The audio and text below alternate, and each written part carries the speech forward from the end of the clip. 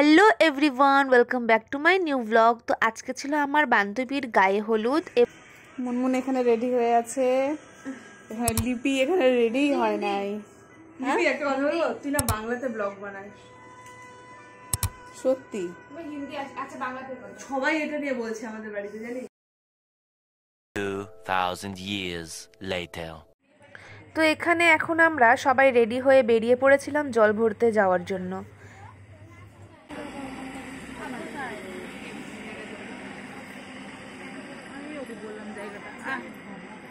লিপি টাকা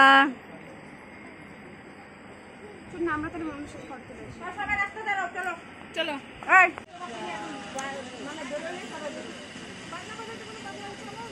এই হলো আমার বান্ধবী রূপা, যার সাথে আমি এসেছিলাম আমার এই বান্ধবীটির বাড়িতে।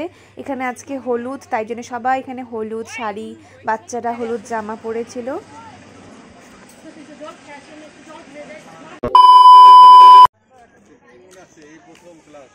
এখানে আমাদের নতুন কনের ফটোশ্যুট হচ্ছিল ফ্যামিলি মেম্বারসদের সাথে।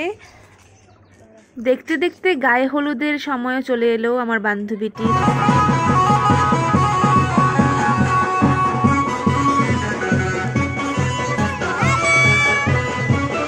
An eternity later.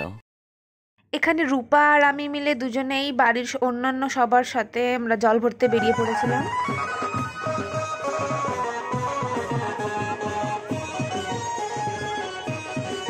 আমার বান্ধবীর বিয়ের উপলক্ষেই তার বাড়িতে আসা ছিল আমার এই প্রথমবার, আমি আগে কখনো আসিনি। তো এই জন্য আজকে জল ভরতে যাওয়ার সাথে সাথে ওর গ্রামটাও একটু ঘুরে দেখা হচ্ছে আমার।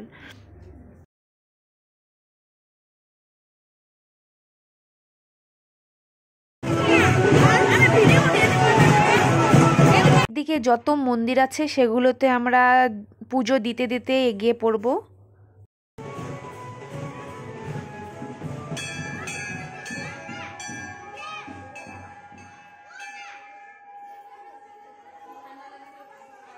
আজ ছিল প্রচণ্ড গরম এবং এখন আমাদের সমস্ত নিয়মকানুন হয়ে আমরা এখন বাড়ির দিকে চলে যাব।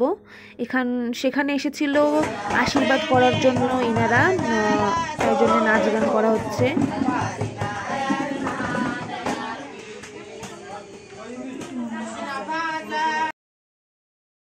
এখানে সবাই এখন একটু ইমোশনাল হয়ে পড়েছিল, কারণ এখানে বিয়ে বলে কথা, বাড়ির মেয়ে অন্য বাড়িতে চলে যাবে।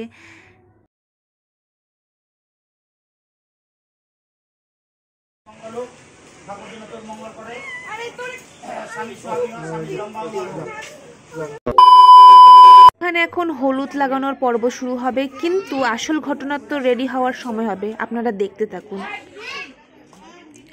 Oh my God! Wow!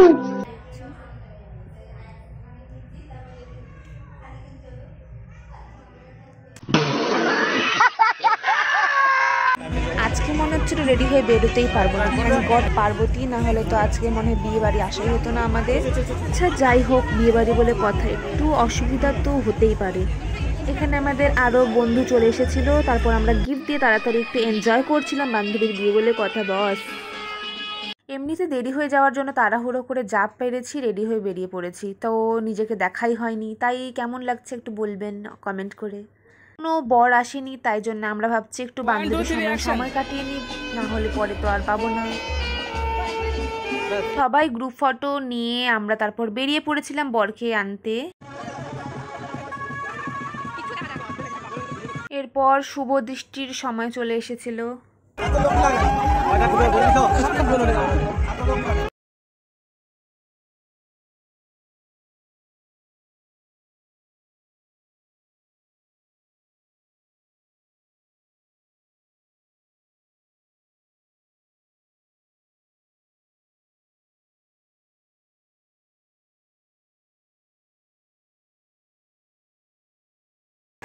Finally বিয়ের পিড়িতে বসেই পড়লো। এখন ছিল সেই মুহূর্ত যেটারও অনেক দিন থেকে অপেক্ষা করেছিল।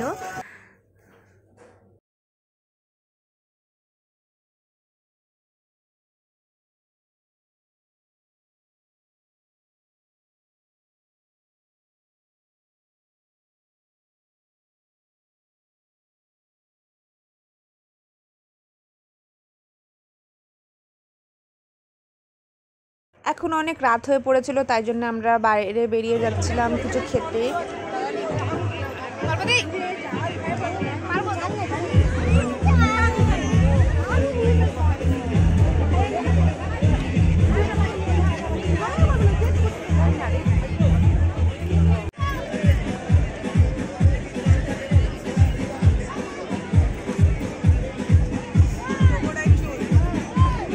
খাওয়ার লাইনের ভিড়,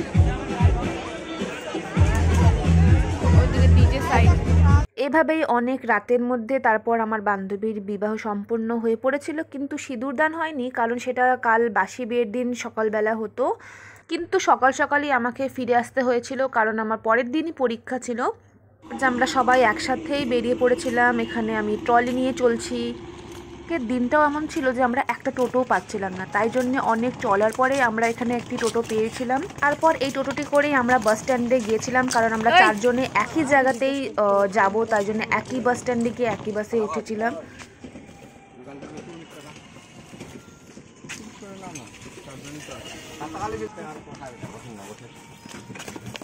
বসে গেল ওই সাইডে। ওটা সামনে রেখে দে না, সামনে কোথায় রাখবে? সামনে রেখে দে না। আমি বসবো সামনে। হ্যাঁ কেন? পরীক্ষা আছে আমার কালকে। তার মধ্যে আজ ছিল এতই গরম যে কি বলবো। আচ্ছা, তো ঠিক আছে, আমি আমার ব্লগটি এখানেই শেষ করছি। তো আমার বান্ধবীকে অবশ্যই আশীর্বাদ করবে যেন ওর বিবাহ জীবন খুবই ভালো কাটুক। আর হ্যাঁ, আমার ভিডিওটি যদি একটু ভালো লেগে থাকে অবশ্যই লাইক এবং চ্যানেলটিকে সাবস্ক্রাইব করে যাবেন এবং কমেন্ট করবেন। তো ততক্ষণ বাই।